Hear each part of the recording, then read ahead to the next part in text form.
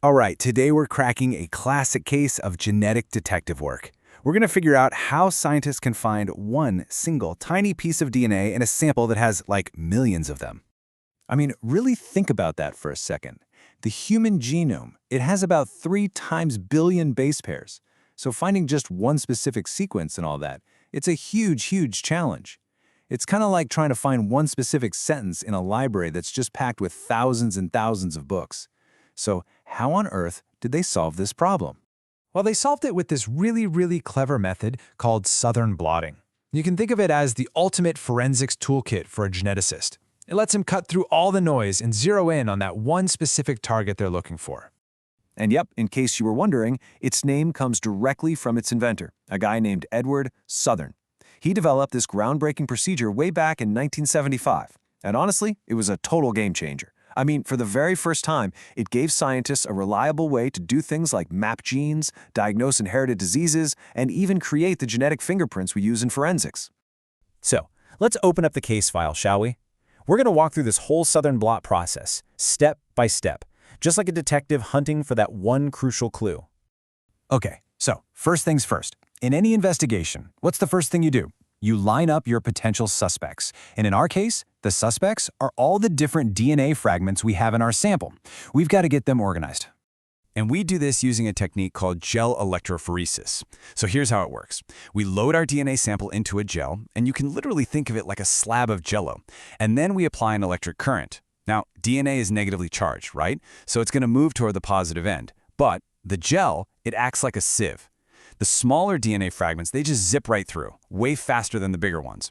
What you get at the end is this smear of DNA, with all our suspects perfectly lined up, all sorted by their size. But here's the thing, that gel is super fragile, and the DNA isn't going to stay put forever. A good detective knows you have to preserve the evidence, so we need to make a permanent, stable record of our DNA lineup. This is where the actual blotting part comes in. And it's basically like making a high-tech sandwich. We take the gel, we put it on a really tough nylon membrane, and then we stack absorbent paper on top. It works through simple capillary action, just like a paper towel soaking up a spill. The DNA gets pulled straight up from that flimsy gel and sticks right onto the sturdy membrane. And just like that, we've got a perfect, permanent copy of our lineup. And that is the really clever part. We now have this perfect, stable, mirror image of our DNA lineup, and it's locked onto that membrane for good. The evidence is secured. Now we're ready for the next phase of the investigation.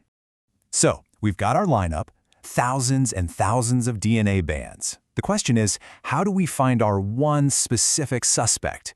We need some kind of special tool that can pick them out of this massive crowd. This is where a process called hybridization comes into play. What we do is create a tiny, single-stranded piece of DNA called a probe. And this probe is specifically engineered to be the exact complementary sequence to the gene we're looking for. It's like a key that will only, and I mean only, fit one specific lock in our entire lineup. So we wash this probe all over our membrane.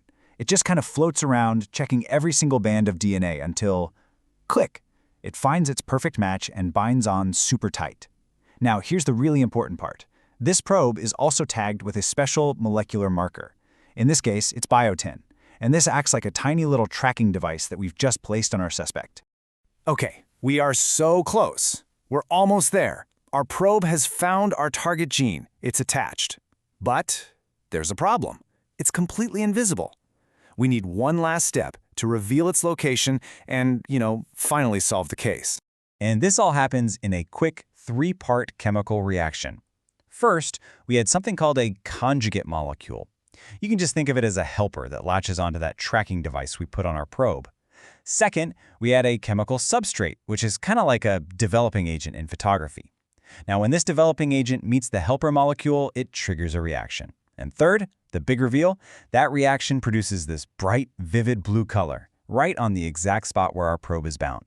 And this is the payoff. This is what it's all about. Remember, we started with that big smear of countless DNA fragments, the entire lineup. But after this whole process, we're left with this, a single, sharp blue band. That's it. That is our target gene, the one in a million. And just like that, case closed. By using this really elegant step-by-step process of elimination and detection, we found it. We have successfully identified our specific DNA fragment. You know, the impact of Southern's technique was so huge, it actually inspired a whole family of similar methods.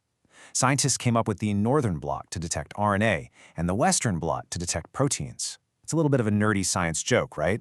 Playing with the cardinal directions in the naming. So all of this leaves us with a final question. I mean, today, we live in a world of super high-speed, automated DNA sequencing. So is there still a place for this classic detective? What kinds of genetic mysteries out there still need the unique, methodical approach of the Southern blot? Stephanie, something to think about. Thanks so much for joining me.